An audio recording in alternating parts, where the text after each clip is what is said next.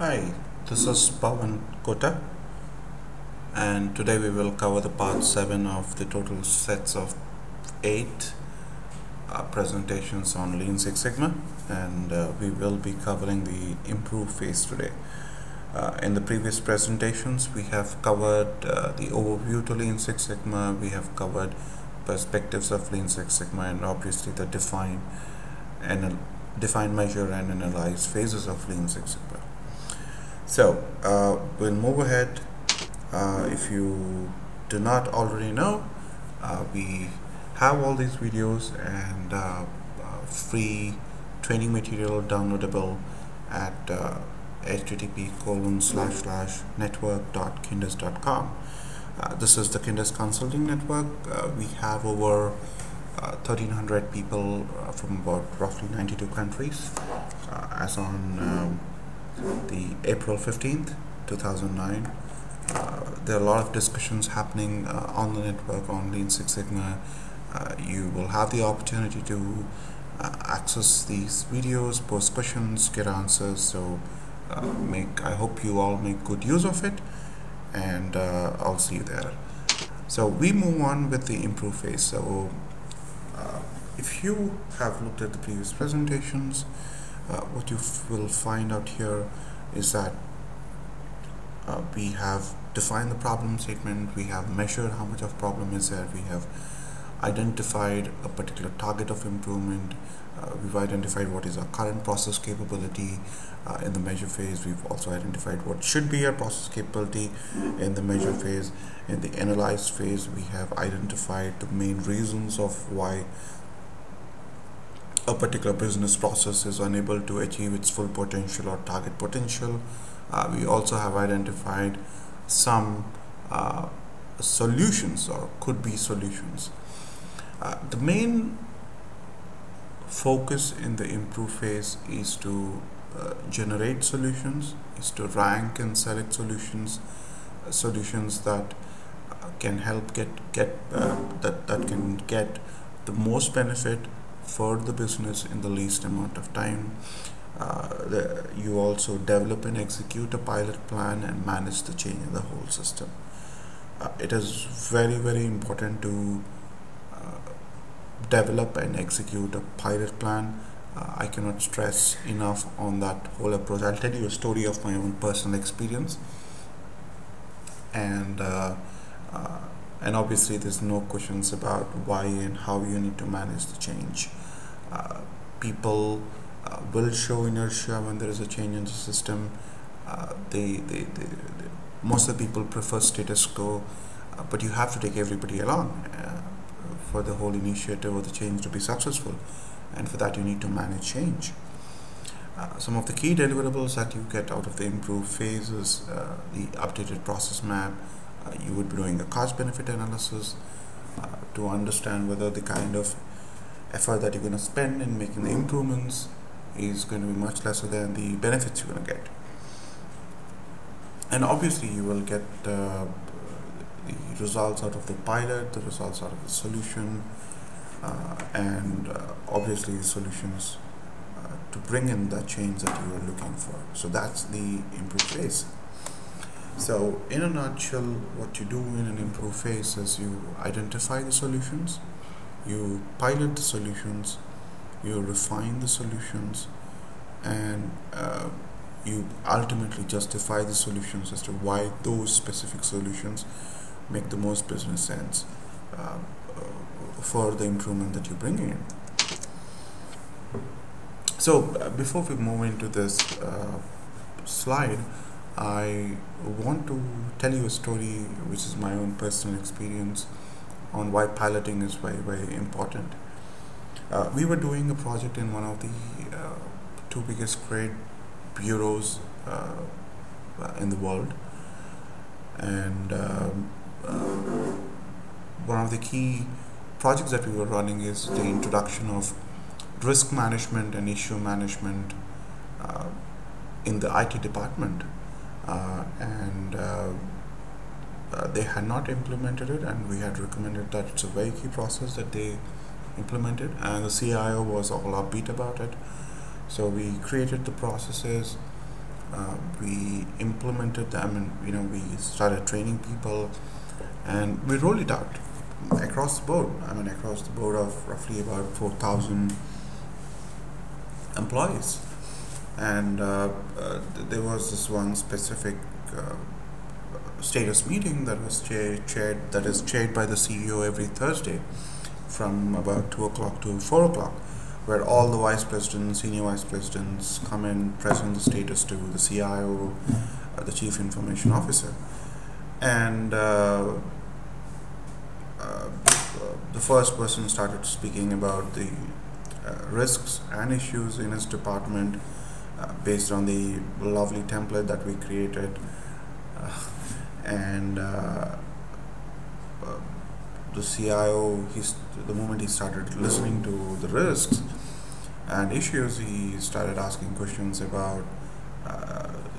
So to be very specific, the senior vice president from this department was from the database division, and then he started talking about some of the issues he's having with synchronization of data for a new application, for a new database with the old database, while both of them were live.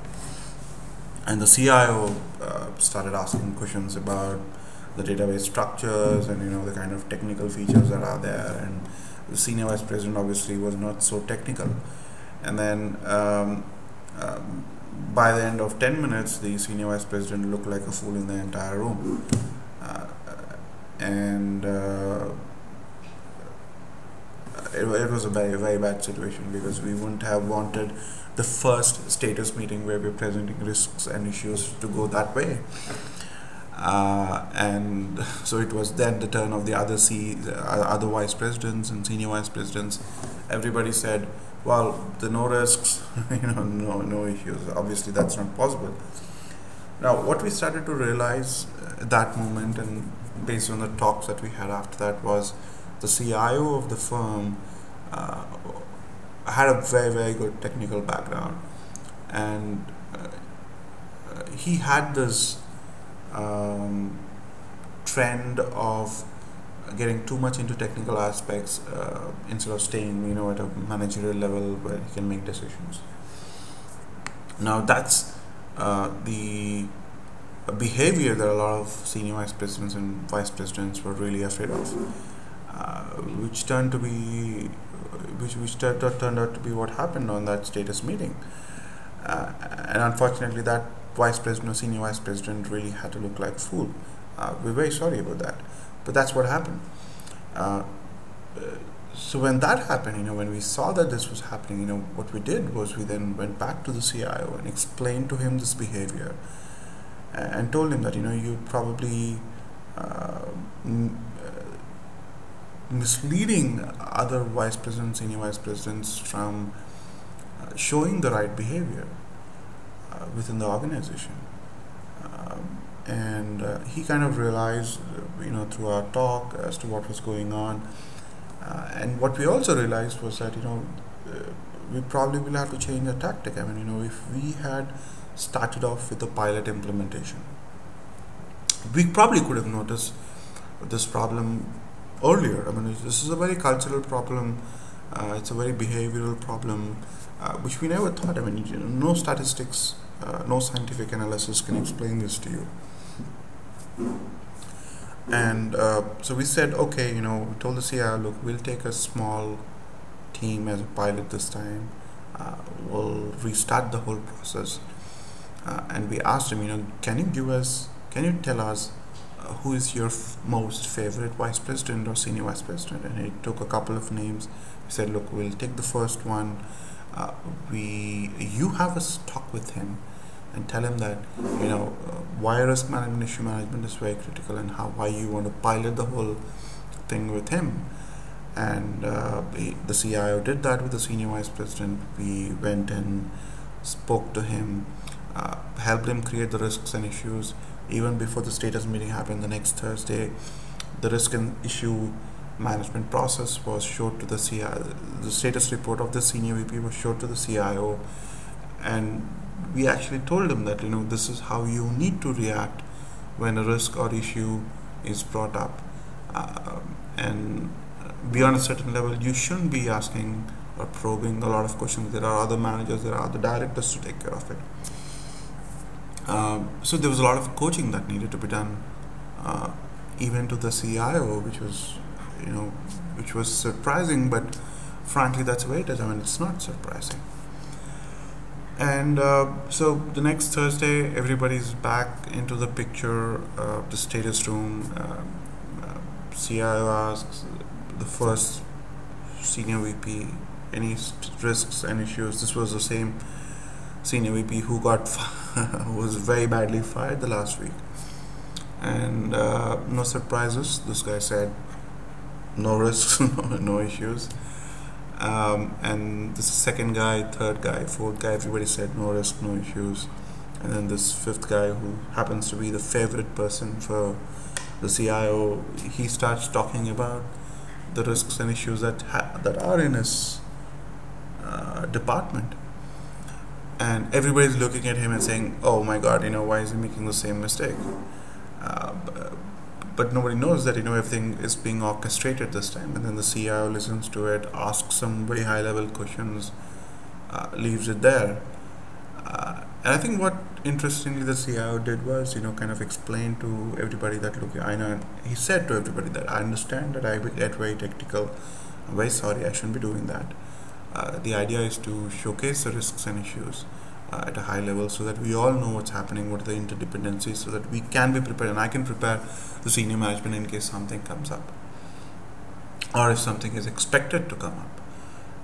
And it was very well received. I mean, the fact that CIO talking something so personal about his behavior and how it impacts the entire culture of the organization. I mean, things didn't change, and immediately we had to continue the coaching work for the next 4 weeks to 6 weeks, and then things started to improve. There was a much more open culture built in. So it was a very interesting experience for me and my team, and it showcases why piloting is so critical for you to be successful the first time. The other aspect is that it's very easy to manage change, as you have seen in this example. If you take a small pilot group or a control group, than trying to roll it out at one go to the entire organization. Obviously, one needs to be aware of what is a kind of a business criticality, the business situation, is it an emergency or not, to see if you can pilot or not.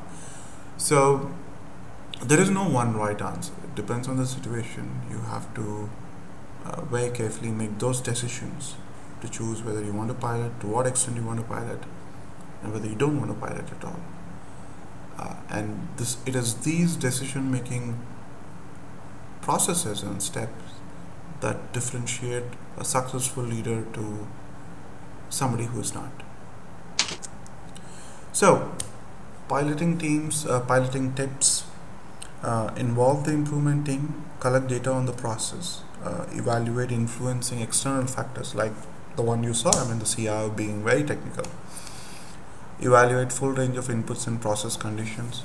Expect scale-up issues even after the most successful pilots. It's going to take time.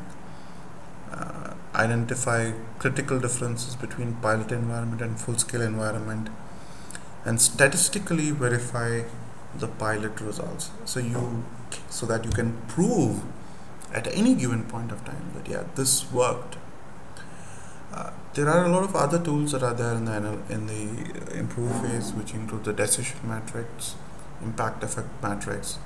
You have the entire change acceleration process, cost benefit analysis, the ideal model, etc. So that's the improve phase, where you are piloting certain steps, you checking whether they work or not, and then roll it out to a larger scale, and then justify the entire solution. But that's just the one-time implementation. The key question that still remains is, how do you sustain the change that you bring into a system? And that's where the control phase comes into picture. So those are the details of KINDUZ, and we will see you next in the last video, which is the video number 8 on the overview to Lean Six Sigma. Till then, I hope you have a good day, and I hope you also make use of the KINDUZ Consulting Network. Bye bye. This is Pavan.